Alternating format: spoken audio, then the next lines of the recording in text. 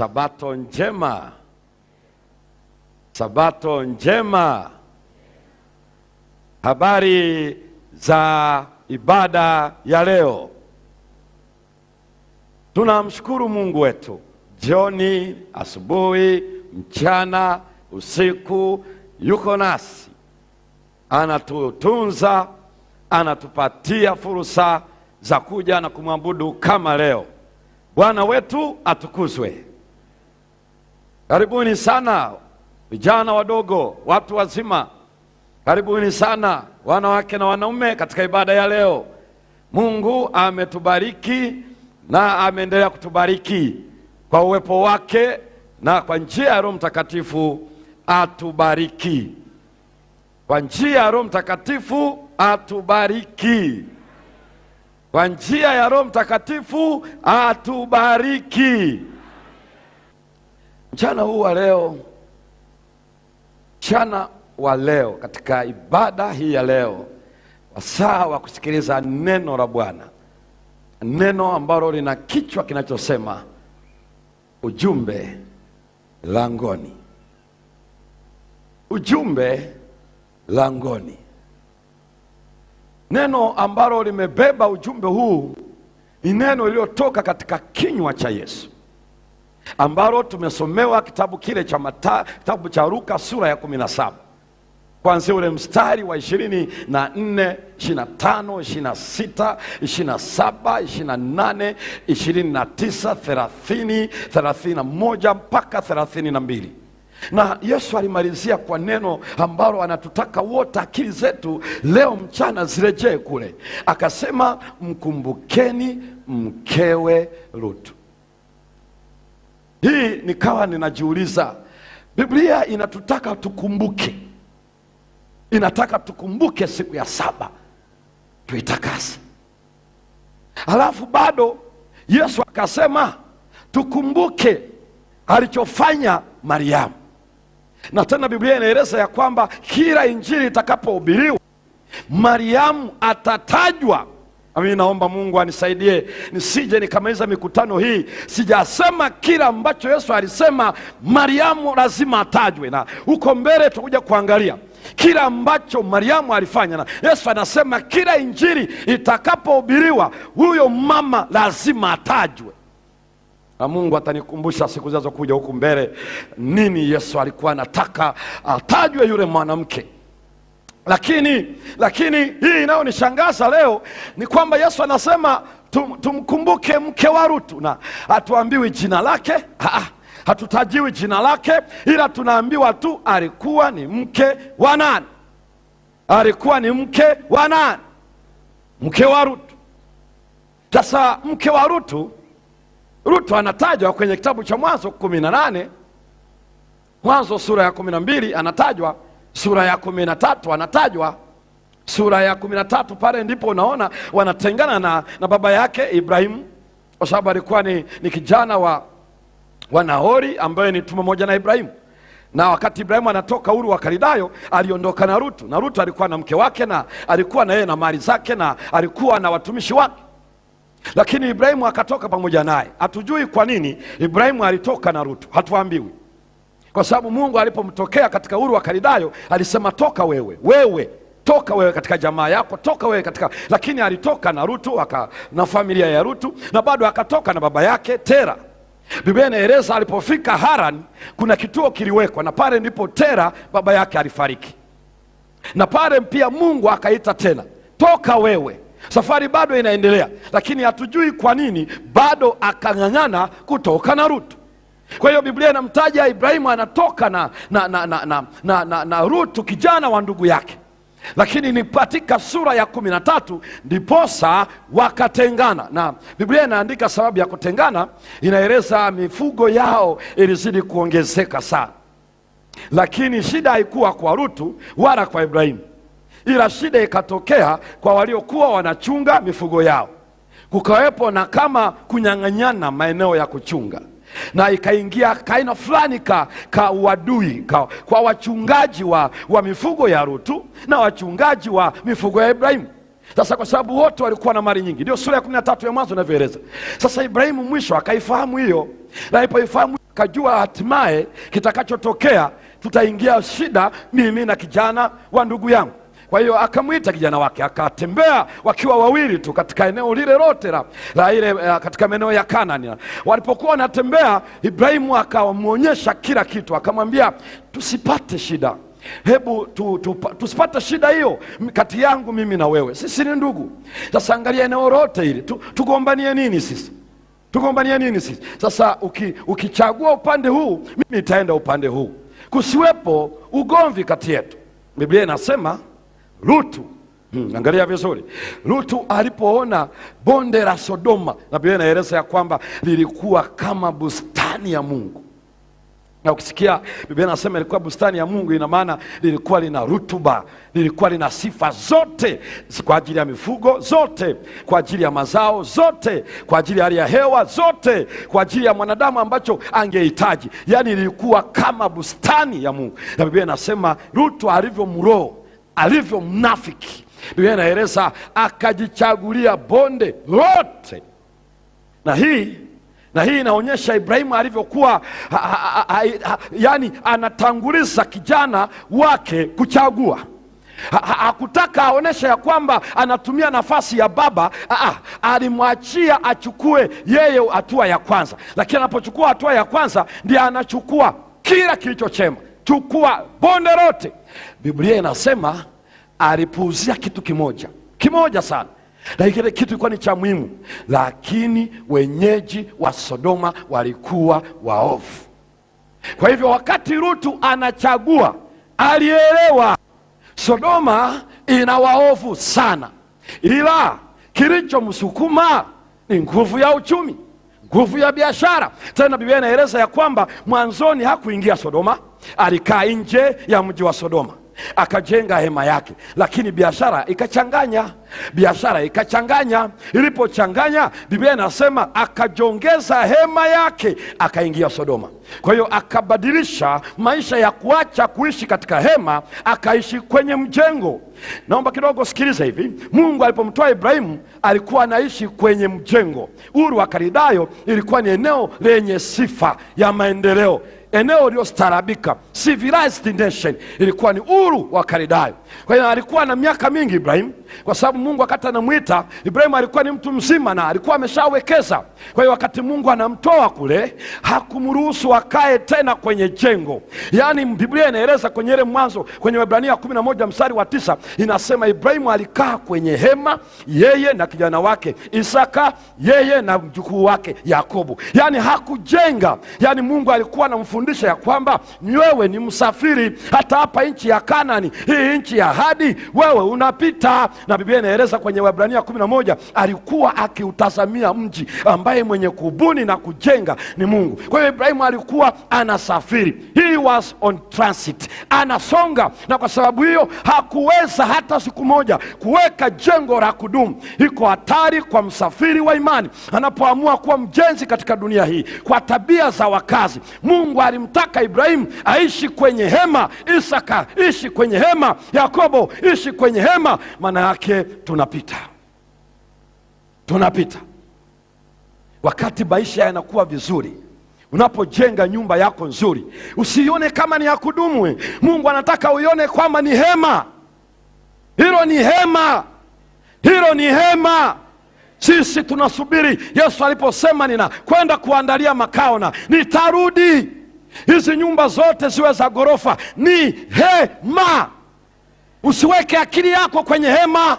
Wewe unasafiri, wewe ni mpitaji. Na hivyo Ibrahimu akawa ametengana. Baada tu ya kutengana, ujumbe wa Mungu kwa Ibrahimu ukawa so special, maalum kabisa. Ndio akamwambia sasa, Ibrahimu, angalia hii nchi yote sasa ninakupa. Yaani unajua mbingu ni ajabu sana katika maisha yetu. Hicho ndicho kinachoelezea hatimaye vile Lutu alivyoingia Sodoma. Nimeeleza hayo tu, uone aliingiaje Sodoma. Uchumi ulimuingiza Sodoma, akapuuzia tabia mbovu za Sodoma.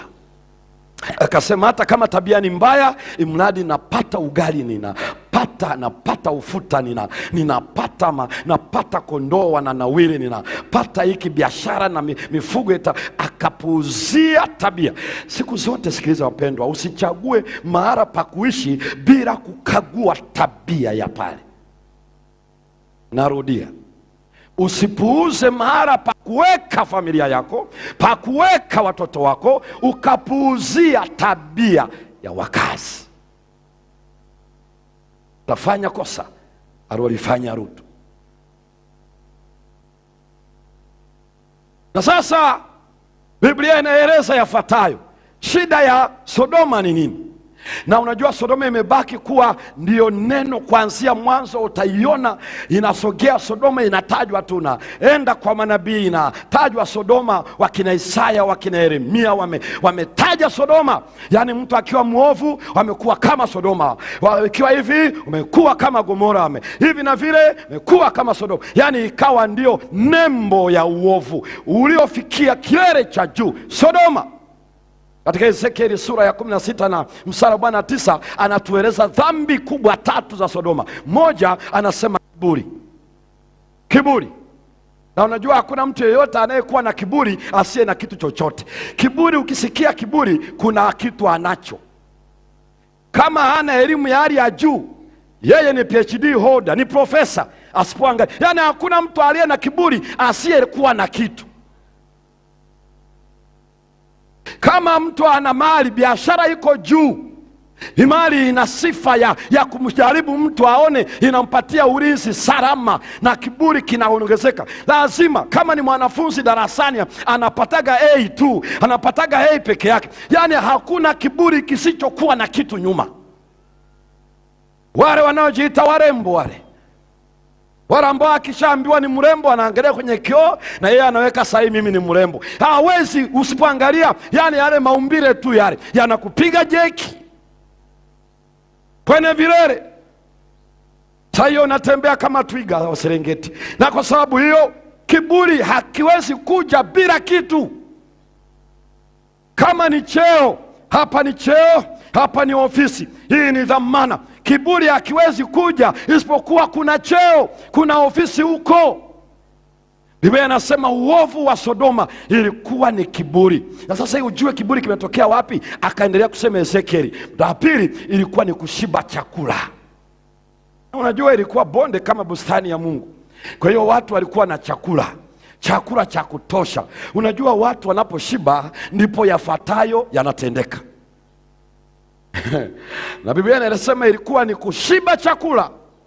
Jambo la tatu, mafanikio. Hiyo ndio Ezekieli 16:49. Ilikuwa ni kiburi, ilikuwa ni kushiba chakula, ilikuwa ni mafanikio. Kwa lugha nyingine inakuletea picha ya uchumi. Yani uchumi unapokwea juu, kuna hatari kwa mtu asiye na Yesu. Lakini akiwa na Yesu, uchumi hauwezi kumanya chochote, maana anajua vyote vinapita. Vyote vinapita. Kwa hivyo watu wakishiba chakula, watu wakifanikiwa, kuna shida inaweza ikaja tusipokuwa na Yesu. Halafu bado utaona Petro anaandika katika waraka wa pili wa Petro sura ile ya pili na ule mstari wa 6 na wa 7, anasema Sodoma ilifanywa kuwa ishara kwa wote ambao hawatakuwa wanamcha Bwana. Halafu akaeleza jambo la ajabu, anasema wale watu walikuwa na matendo yasiyo na sheria. Ukisikia matendo yasiyo na sheria, hakuna mipaka. Kama ni shamba la mtu mwenye nguvu, vamia. Yani ilikuwa Sodoma kama mbuga za wanyama Serengeti, kama mbuga za wanyama Mikumi, kama mbuga za wanyama Ngorongoro. Yani maana yake mwenye pembe, kama una pembe ana makucha, kama una makucha mbio zako zikuokoe, vinginevyo wewe yani ulikuwa ni ubabe kwa kwenda mbele. Hawakuwa na matendo ya sheria. Kwa hiyo ndio maana akiona miti fulani, akiona kijana fulani, una mali yako, biashara, anakuja anachukua kwa nguvu. Kama ni zinaa inafanyika. Kitu ambacho kinanishangaza, Yuda pia ameandika Sodoma. Katika Yuda 1 mstari ule wa 6 na wa 7, anaeleza neno moja, anasema ya kwamba Yuda anaeleza hivi, Sodoma walibadili mambo ya asili. Na ndio maana unaiona Naiona kwenye dunia hii ya sasa. Unajua, unaposikia ni Sodoma tunaelekea, ngoja niwaambie, tunakwenda kwenye Sodoma yenyewe. Kwa sababu unapoona mataifa ya magharibi, mataifa yaliyoendelea yanawekeza fedha, yanaweka kwenye siasa ya ushoga pamoja na usagaji. Yani Biblia inaeleza tunavyoendelea kukaribia mwisho, dunia hii itapigwa jeki iende kwenye levo ya Sodoma. Na hiyo ndio iliyotondeka hivyo. Kwa hiyo naona hao wote wanataja. Sasa kuna kitu cha ajabu hapa. Turudi kidogo tuweze kuona, kwa sababu kisa cha ujumla kimewekwa katika Mwanzo 19. Pale ndipo hasa Sodoma na Gomora inatajwa. Na kwa sababu hiyo, hii inaanzia sura ya 18. Sura ya 18 hapa ilikuwa ni wajumbe watatu, malaika wawili na Yesu pekee. Unaniambia umejuaje kwamba alikuwa Yesu yule mwingine? Lugha ya Kiebrania iko sahihi sana pale. Naomba nisikilize vizuri. Walikuwa wakaja, yani Yesu alichagua kuja kama msafiri. Yani ana malaika zake na ana muonekano kabisa wa kibinadamu. Na malaika nao kabisa kibinadamu. Alivaa kama wavazi wanaovaa kipindi kile, majoo yao na kanzu zao, na viatu ambavyo vaa navyo alivaa kama wakati ule. Yani ukimwona unajua ni wasafiri tu na wanapita. Kwa hiyo alipoona miguu yao alijua watu wamesafiri, maana unaweza kuona dalili za vumbi katika miguu yao.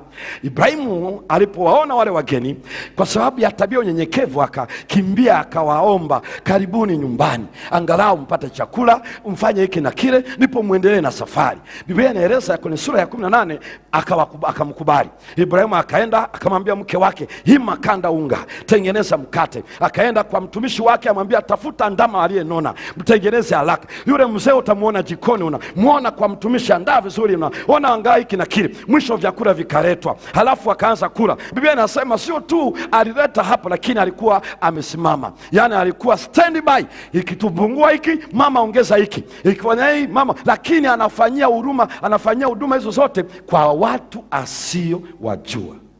Unajua, unaweza ukasema ni mkarimu kwa sababu tu unamfahamu. Sio jambo rahisi kufanya ukarimu ule, maana ilikuwa ni sherehe, lakini kwa watu usio wajua. Kumbe Bwana alikuwa tu amechagua kile kituo aje akamilishe alichosema mwaka uliopita. Kwenye sura zilizopita, sura 17, alimwambia Ibrahimu ya kwamba nitakuja, na ilikuwa ni agenda ya kupata mtoto. Na sasa alikuwa anapita kumwambia ule muda sasa umefika. Kwa hiyo walipomaliza kula, naangalia lugha inaendelea pale, akasema, yuko wapi Sara mkeo? Halafu maelezo yakaendelea pale, akamwambia, mwakani majira kama haya utakumbatia mtoto. Sara alikuwa kwenye hema upande mwingine, akasikia, akacheka.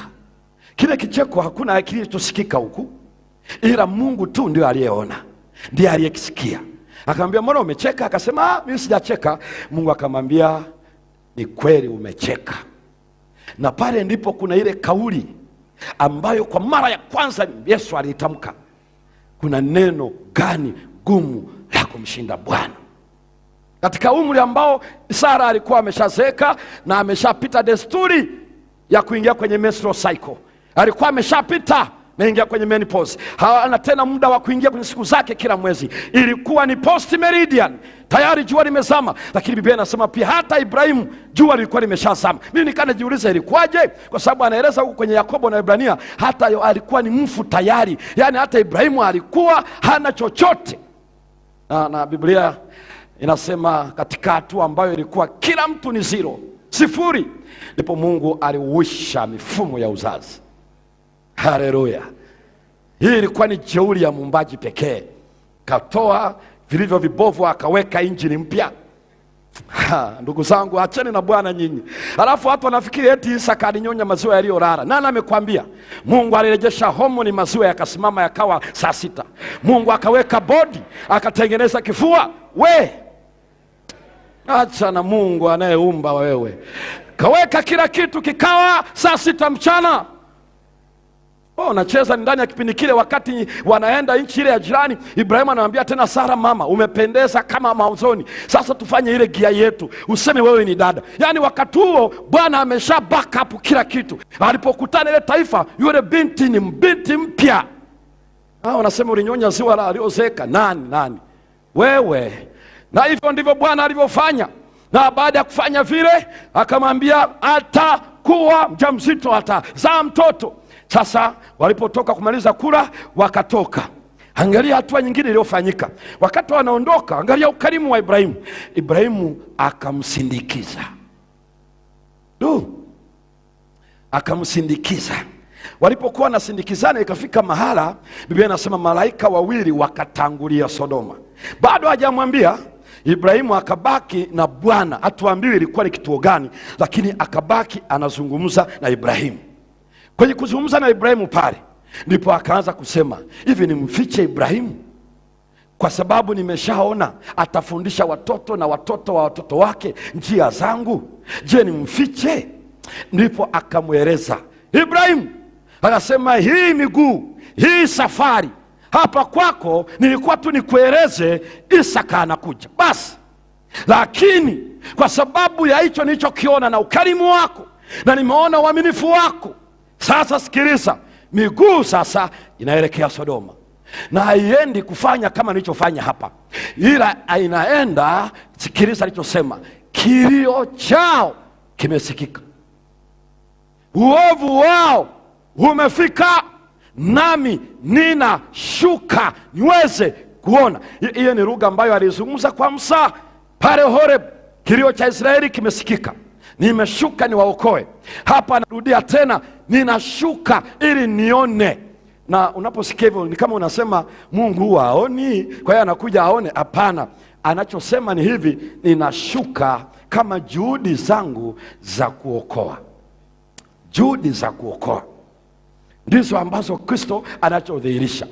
Basi wakati Ibrahimu anazungumza, Ibrahimu kichwani wakaja wakazi wa Sodoma. Alijua Mungu alichokisema hawezi danganya. Akili ikaja kwa wakazi wa Sodoma, wakazi wa Gomora, akili ikaja, huruma ikaja. Ibrahimu akaanza kusia, na anajua kijana wake yuko Sodoma, anajua atakuwa ameshaongezeka kwa idadi ya wazao. Akamwambia Bwana, je, utateketeza wakiwemo wenye haki wapatao 50? Bwana akasema, nitauacha kwa ajili ya watu 50. Ibrahimu akaomba, naomba kidogo, je, wakipungua 5? Wakabaki 45. Bwana akasema, nitawaacha.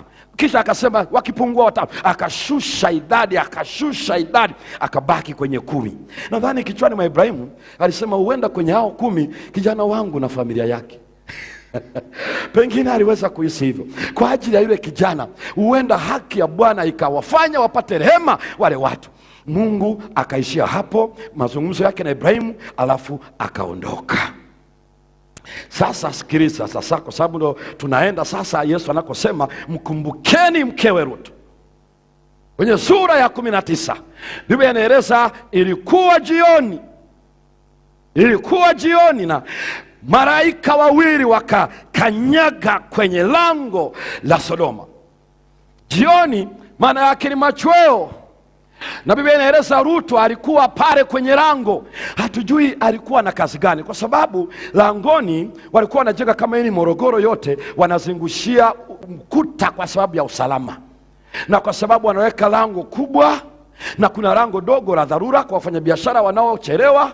Lakini walikuwa wanaweka hivyo, kila eneo walikuwa wanazungushia. Shughuli za kiuchumi zilikuwa zinafanyikia nje, lakini watu wanakaa ndani ya lango kwa sababu ya usalama. Sasa pale langoni nje kulikuwa na mambo matatu yanayofanyika. Moja, ilikuwa ni matangazo ya kiserikali ya kitaifa, kwa sababu raia wengi walikuwa langoni kwa sababu ya shughuli mbalimbali. Matangazo ya kitaifa yalikuwa yanatolewa langoni. Lakini jambo la pili, mahakama, maamuzi ya watu yalikuwa yanafanyika pia langoni. Lakini jambo la tatu, shughuli za kiuchumi za biashara. Wakija wafanyabiashara ambao sio wa taifa hilo walikuwa wanabaki langoni. Mambo ya kubadilishana biashara, wanauziana nyanya, wanauziana vitunguu, sijui wanauziana iliki, wanauziana kitu gani, langoni. Maana sio wenyeji, hawaruhusiwi kuingia ndani ya mji. Na kwa sababu hiyo walikuwa pale. Ila hatujui saa ile jioni Lutu alikuwa anafanya nini. Hatuambiwi kwamba alikuwa miongoni mwa maofisa kule, hatujui. Kwamba alikuwa anafanya biashara pale hatujui, ila tunaambiwa wale malaika wawili walimkuta akiwa langoni. Sasa angalia kilichofanyika. Ule mstari wa kwanza hadi wa 4 sura ya 19 ya Mwanzo, Biblia inaeleza ya kwamba Rutu alipowaona akajua hao watu ni wageni. Alipojua hao watu ni wageni, akarudi akakumbuka tabia ya wakazi wa Sodoma ilivyo mbaya. Kwa hivyo, kwa sababu alijifunza tabia ya baba yake Ibrahimu, akajua ukarimu, wageni huwa ni wahanga wa majanga kwa wenyeji. Na kwa sababu hiyo watu wengi wakigundua ni mgeni wanakufanyia kitu cha ajabu. Ukienda kwenye biashara kama ni mgeni wanakuongezea bei ya juu. Ukienda kwenye hoteli kama ni mgeni wanaweza kuongezea gharama ya chakula. Ukienda kwenye basi kama ni mgeni unaongezewa fedha ya tiketi. Yaani watu wageni ni watu ambao wamekuwa wahanga wa kutafuta haki. Ndio maana Yesu anasema ya kwamba hawakuwakarimu wageni, hawakujali wageni. Anawaambia Waisraeli, ninyi Waisraeli msije mkadharau wageni, maana na ninyi mlikuwa wageni. Na hivyo akiwa amejifunza tabia ya Ibrahimu akawasi, jamani karibuni nyumbani. Halafu wale malaika wawili wakasema hatutaki, hatuingii. Lutu akasema sikiliza, naomba jamani, nchi sio nzuri, naomba twende nyumbani, muingie mlale, kesho muendelee safari yenu, hali sio shwari. Wale wageni walipoona kujali kwa Rutu, wakati fulani mbingu, unajua ya wapendwa, sio tu nasema Yesu karibu halafu nimekuja. Wakati mwingine anasema karibu, anataka aone. Unajua kuna wakati fulani unakutana na mtu anasema karibu sana mchungaji, karibu kwangu mchana wa leo. Wakati mwingine kumbe moyoni anasema siakatae.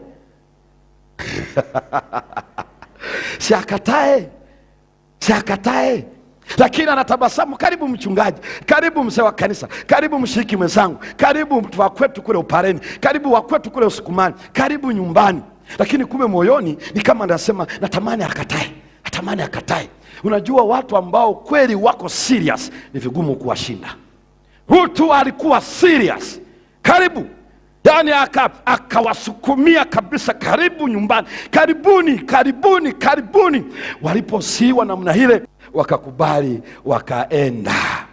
Na Biblia inaeleza kuanzia mstari ule wa 5 mpaka ule mstari wa 9, walipoingia tayari jua lilishazama siku nyingi. Kumbe wale wajamaa wale wenyeji walikuwa tu wanawaona kwa binokla, walikuwa na wacheki kwa kiona mbali. Hao wameenda kwa yule mzee yule ambaye alikujaga akiwa mgeni, wameingia tab.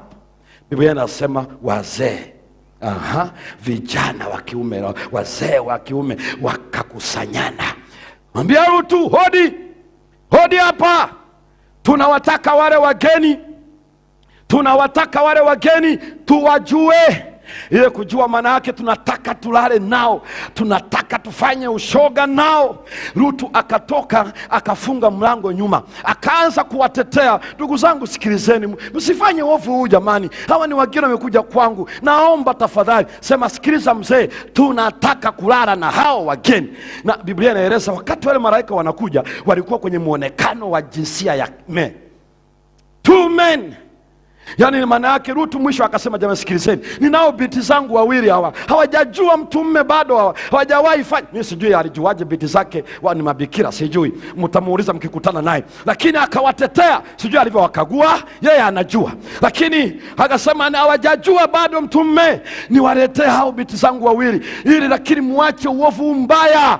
Wakamwambia sikiliza mzee, sisi tushakachoka kulala na wanawake, safari hii tumeongezeka vidato.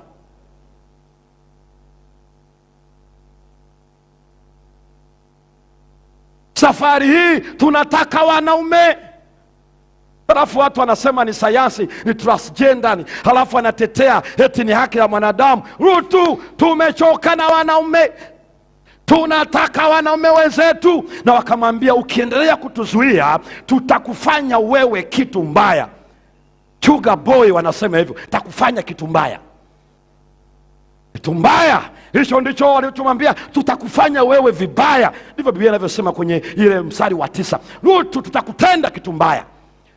wakamsukumizia pale. Rutu ameshikilia mlango huko nyuma, yani wale wajumbe wawili wametulia ndani kama vile hawajui mechi inavyoendelea, lakini wanataka kuona Rutu alivyo serious kwa kuzuia uovu na kuonyesha haki yake na kile. Maana Biblia inaeleza kwenye Petro ya pili sura ya pili ule mstari wa 4 mpaka wa 9, anasema Rutu alikuwa anateseka kila siku, analia kila siku kwa sababu ya maovu ya watu wale, yani anaumia. Sasa Rutu yuko hapa, anaona dhuluma inaenda kufanyika, uovu mbaya, anataka awape ofa ya watoto wake wawili, binti zake, kwa umati ule. Ni kama anasema nimekubali wafe katika kutendewa hivyo, maana wasingelipona. Huwezi ukalala na wanaume wote wale walioshiba.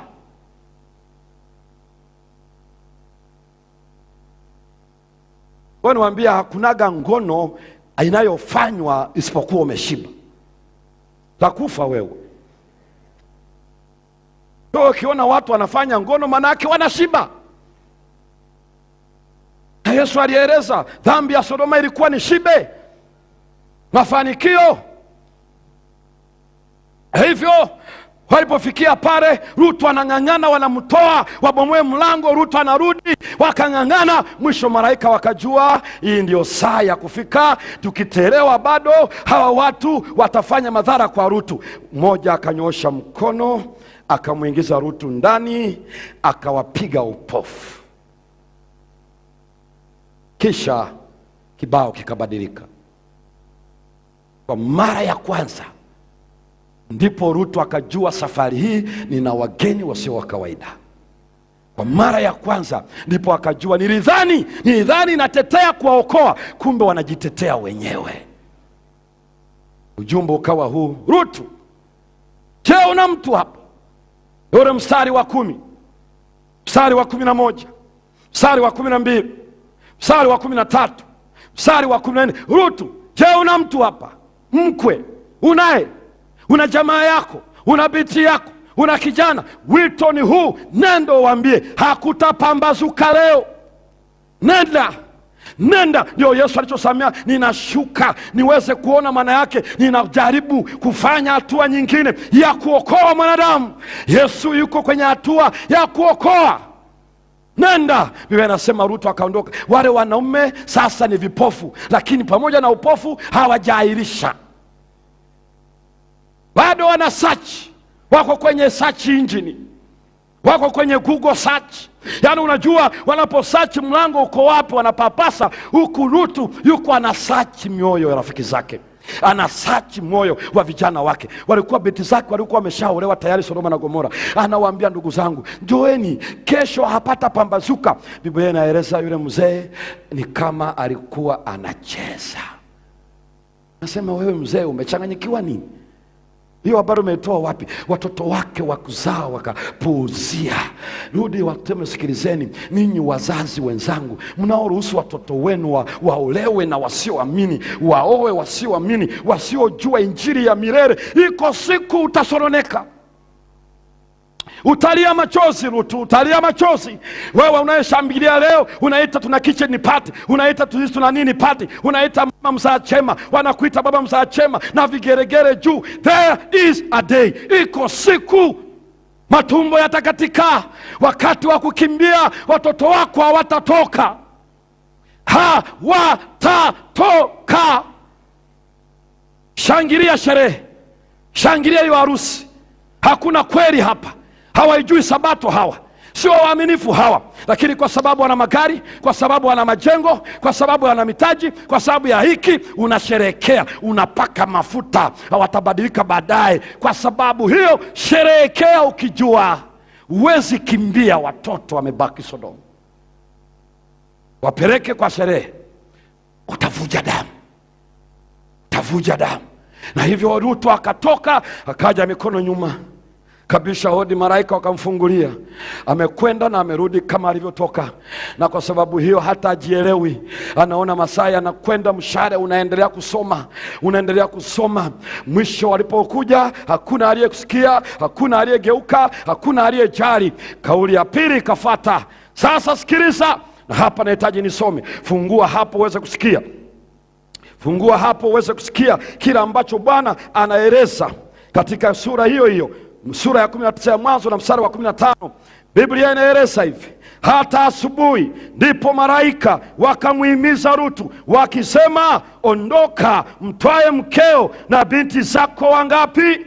Wawili, walioko hapa, usipotee katika maovu ya mji huu. Mstari wa 16, akakawia, nao wale watu wakamshika mkono na mkono wa mkewe na mkono wa binti zake wawili, kwa jinsi Bwana alivyomhurumia, wakamtoa wakamweka nje ya mji. Hata wenye haki hawakuwa tayari kuhamisha mirija katika Sodoma. Biblia inasema Rutu alikuwa mwenye haki, lakini saa ya kutoka hakuwa tayari kuachia Sodoma. Biblia inasema Rutu akakawia, mara jikoni, mara kwenye kabati, mara chumbani, mara sebuleni, mara wapi, mara jamani, anashika hiki anaacha, anashika hiki anaacha. Yani unamuona hormones, yani anaendelea tu kubuy time, wakati mshale wa saa unazidi kuhesabu. Hukumu ya Bwana ipo, rehema za Bwana. Malaika mmoja akashika mkono wa Rutu, akashika mkono wa mke wake, halafu malaika mwingine akashika mkono wa binti yake, mkono mwingine ukashika mkono wa binti yake, wawili wakawatoa. Ile neno la Kiebrania, kama tungesema leo kwa lugha ya kikompyuta, tungesema they were dragged out, yani waliburuswa. Yani ni kama umefunga kamba kwenye kichwa cha mbuzi, halafu naipeleka marishoni. Uje ujaribu uone, wakati unavuta yenyewe inaweka vigingi, inawekwa vikwazo, lakini unampeleka kwenye kula, unampeleka kwenye maji. They were dragged. Yani malaika, kwa jinsi Bwana alivyowahurumia, waliwatoa kinyume na ufahamu na akili zao. Haikuwa uchaguzi wao kutoka, yani ni mbingu tu zilizowahurumia zikawatoa kinyume na maamuzi yao. Sasa sikiliza, walipotoka hapa, naomba usikilize mstari wa 17. Hapa ndipo kichwa chetu kipo, ujumbe langoni. Naomba usikilize sasa mstari wa 17. Ikawa walipomtoa nje, mmoja alisema, jiponye nafsi yako, usitazame wapi? Nyuma, wala usisimame katika bonde popote. Jiponye mlimani, usije ukapotea. Katika grama ya Kiebrania, wao wa malaika waliwaleta wakamfikisha Rutu walipomkuta jioni. Sikiliza, kwenye lango. Ilikuwa ni kazi yao kumtoa nyumbani, kumleta langoni. Ilikuwa ni kazi ya Rutu jioni kuwachukua wageni kutoka langoni kwenda nyumbani. Lakini sasa kazi ya mbingu kumtoa nyumbani, kumpeleka langoni. Walipofika tu langoni, wakamwachia na mkewe na binti zake. Yule anayesema mmoja akasema hakuwa malaika. Grama ya Kiebrania ni yule aliyebaki na Ibrahimu. Walipoachana na Ibrahimu, akaja, hakuingia ndani, akabaki kwenye lango asubiri kuwapokea wageni. Malaika walipowaleta, kazi ya malaika ikaishia hapo. Ni kama wanasema, sasa unacha kuamua. Ukiamua kurudi, rudini. Hapa hatutawachukua kwa nguvu. Hapa ukiamua kurudi, rudi mwenyewe. Wakarudi tena ndani kukamilisha kazi walioitwa. Hapa alikuwa sasa ni zamu ya Yesu, na zamu ya Yesu ujumbe wake unatisha. Jiponye nafsi yako. Saa hii usiangalia mke, usiangalia mume. Hapa ni swala la kuvuta pumzi yako mwenyewe. Hapa la pili, hii ni saa usiyohitaji mzaa. Usikawie, usilete mzaa kule nyumbani. Saa hii haitaki kukawia. La tatu, jiponye mlimani. Ponye mlimani. Nashukuru Bwana, safari hii kila mtu alikimbiza roho yake. Haleluya. Rutu yuko kwenye mbio, mke wake yuko kwenye mbio, watoto wako kwenye mbio. Ingawa aliomba aende Soari, lakini Mungu naye akamrehemu, akaenda, akamruhusu nenda pale. Ilikuwa ndani ya ratiba ya kuchoma moto, lakini Mungu akaiacha Soari. Wako kila mmoja anakimbia, kila mmoja anakimbia. Ndipo Biblia mstari wa 26 unasema, lakini mkewe Rutu akageuka.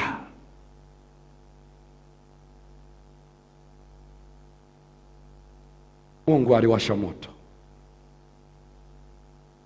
Ile ni serious business. Ilikuwa ni uasi mbaya.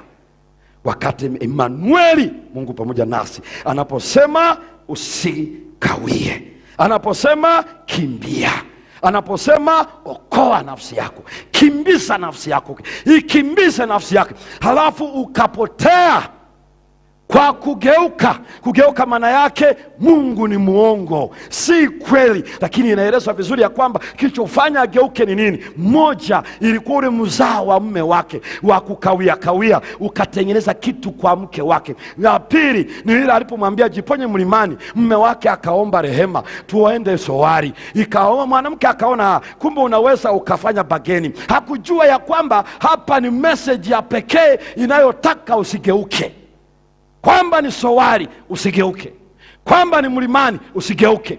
Lakini mwanamke yule, nini kilichomfanya ageuke? Ilikuwa ni mali aliyokwisha wekeza kwa siku nyingi. Marafiki zake, mashosti wake aliwakumbuka, watoto waliotoka kwenye tumbo lake aliwakumbuka. Alipokuwa anakimbia, kumbe Sodoma iko kwenye kichwa chake. Badala ya kwenda Soari, Sodoma iko kwenye akili yake. Mwisho akasema, ngoja nione. Washa brimstone, moto uliokuwa unawasha wenye phosphorus. Sikiliza ndugu zangu, kabla hujaenda Sodoma, ukaanzia kwa mke wa Rutu ukaenda Sodoma. Ile ilikuwa ni shota, haijawahi tokea. Na Mungu akasema, mkumbukeni mkewe Rutu. Mkewe Rutu aliandaa chakula kwa wajumbe wa kimbingu. Ndiye aliyewakarimu, aliwasongea ugali, akawaletea pale chakula wakala. Mke wa Rutu alisikia ujumbe wa malaika, Sodoma itawaka moto. Alisikia sio kutoka kwa mchungaji Semba, alisikia kutoka kwa mjumbe malaika, wajumbe wa mbinguni. Mkewe Rutu alishikwa mikono na malaika. Mke wa Rutu sio ya kiongozi wote wa dini, mikono ya malaika. Naomba upate ufikiri vizuri, alishikana mikono na malaika. Mke wa Rutu, mke wa Rutu aliondolewa na malaika, ndio waliomtoa. Haikuwa fire brigade, ilikuwa kikosi cha usimamoto. Yani hii ilikuwa ni kikosi cha mbinguni cha wokovu. Ilikuwa ni emergency, dharura ya kuokoa, kwa sababu majira yanazidi, the hour inaenda, the clock is clicking, mshale unapiga na dakika zinaenda, kwa sababu ya rehema kono ya Rutu. Mke wa Rutu ilishikwa na malaika. Mkumbukeni mke wa Rutu alipofika pale kwenye lango, ni kauli ya Yesu pekee, jiponye nafsi, jiponye nafsi. Ilikuwa ni kauli sio tena ya malaika, ni kauli ya muumbaji wake, kauli ya Mungu mwenyewe, jiponye nafsi. Jambo la pili, usikawie. Hurry up, kimbia, usikawie. Jambo la tatu, usigeuke nyuma, usigeuke nyuma, jiponye nafsi yako. Ilikuwa ni kauli ya Yehova ile katika mlima wa Bwana, kauli aliyemwambia Ibrahimu, aliyemwambia Ibrahimu. Na Biblia inasema mstari wa 29, asubuhi ile na mapema Mungu akanyesha moto Sodoma, na alipokuwa anawasha moto Sodoma, Biblia inasema akamkumbuka Ibrahimu.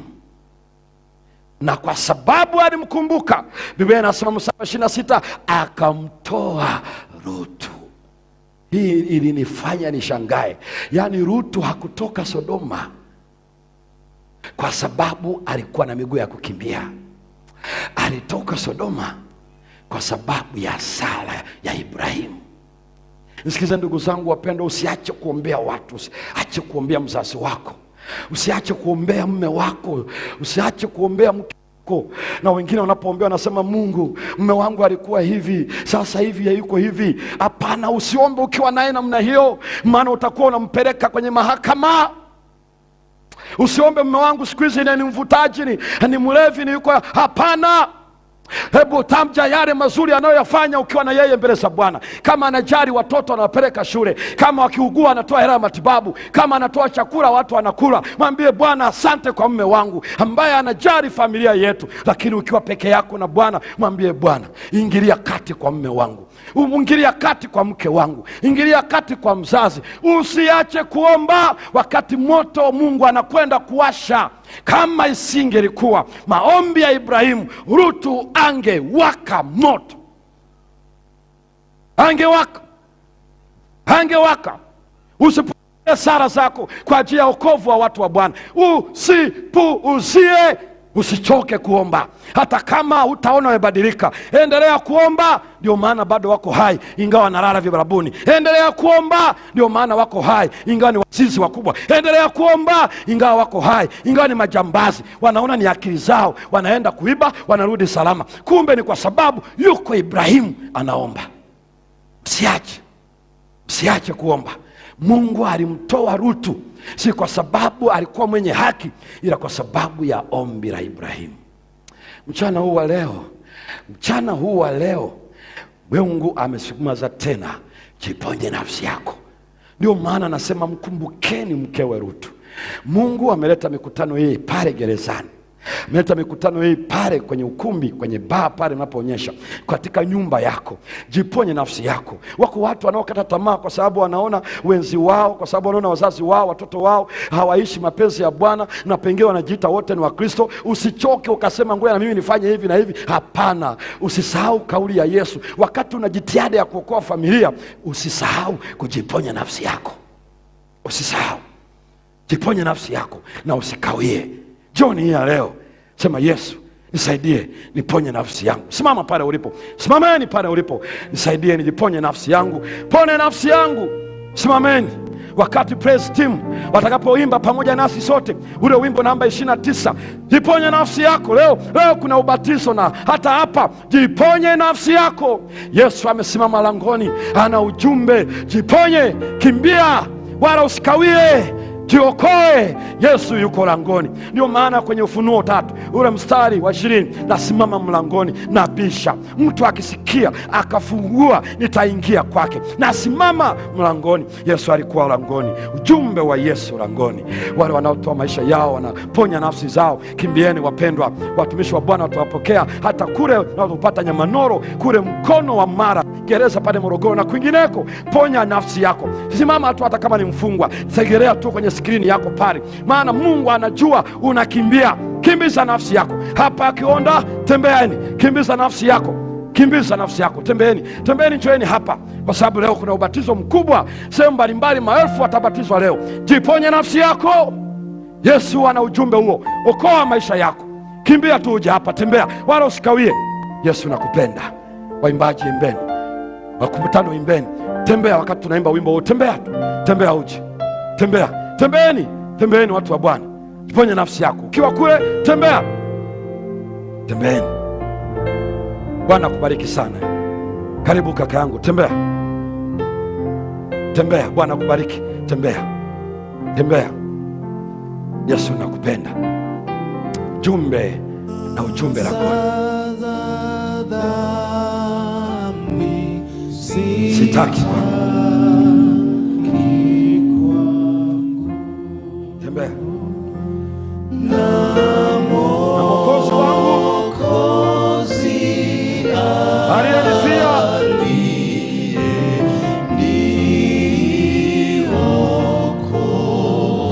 Aliokoa. Sasa nakupenda. Uzidi pia. Tembea watu wa Bwana. Tembea. Kimbia, jiponye nafsi yako. Yesu nakupenda kuzidi pia. Amekuleta mpaka langoni hapa Kizota. Yesu anataka ukimbie sasa. Fanya mazoezi wewe mwenyewe. Tembea. Moyo umejaa. mapenzi tele,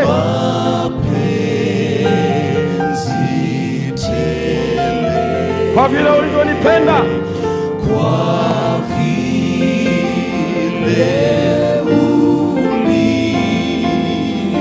ulivyonipenda mbele. Kimbia, Dr. Mwando atakuja hapa leo, atatubariki kwa sala.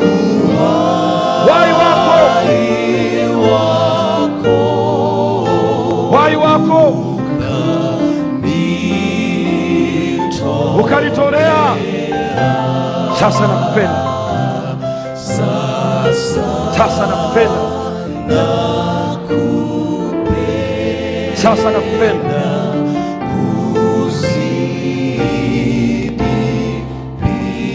Dr. Mwando anapokuja hapa, tunaendelea kumpenda Yesu. Kimbia, kimbia, Yesu nakupenda kuzidi pia, Yesu nakupenda kuzidi pia. Kimbia, ponye nafsi yako, ponye nafsi yako, usikawie. Ulipoangikwa msalabani, msalabani,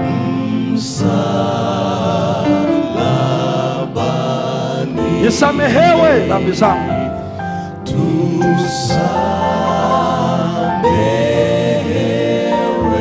samehewe dhambi zangu,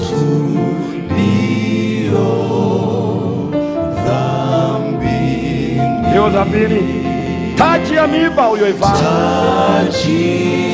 Kimbia,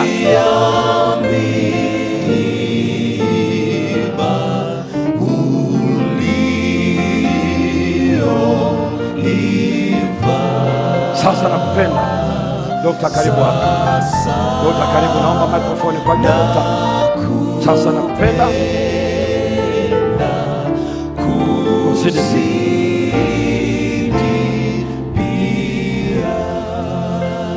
Mikrofoni moja. Asanteni waimbaji.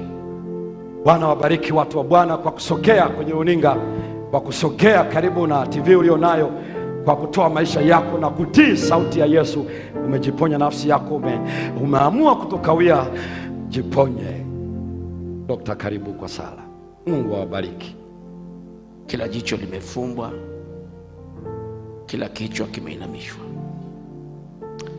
Baba yetu na Mungu wetu, maelfu leo, maelfu dunia nzima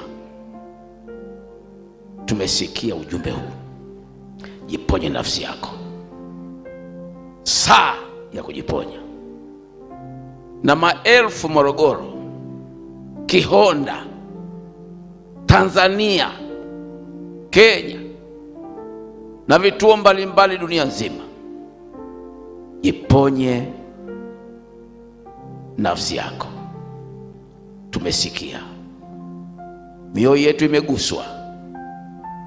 Sasa leo Baba Mungu wetu, asante kwa sababu mtumishi wako ameleta ujumbe huu, na tumebarikiwa na tumeponywa.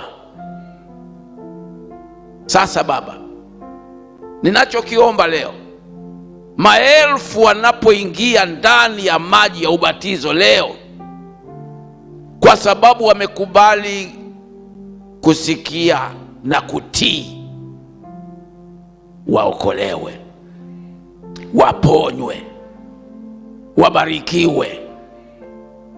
Nami nauombea na mkutano huu kila mahali na kila kituo dunia nzima, kwa sababu ya ujumbe huu usio wa kawaida. Kila mmoja mwingize kazini, mwingize kazini, kama vile malaika walivyotuma Lutu kwenda kuangalia na kutafuta marafiki katika jiji la Sodoma na Gomora.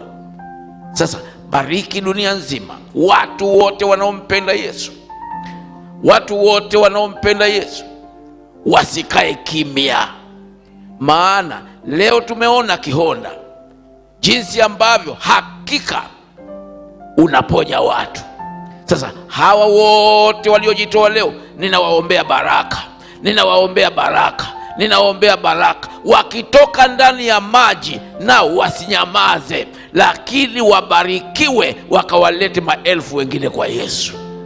Asante tena kwa sababu ya siku ya leo, na asante kwa ujumbe wa siku ya leo. Umebariki maisha yetu, na tumebarikiwa, tumeponywa. Neema yako na itende miujiza leo tena Baba. Tunajiandaa kwa leo jioni, tena jioni ya leo, ujumbe utakao kuja, maelfu na maelfu watakaosikia wapate kuokolewa. Asante tena kwa sababu ya Pastor Semba. Abarikiwe, endelea kumpa mafunuo mengi zaidi na zaidi na zaidi, maana tumebarikiwa.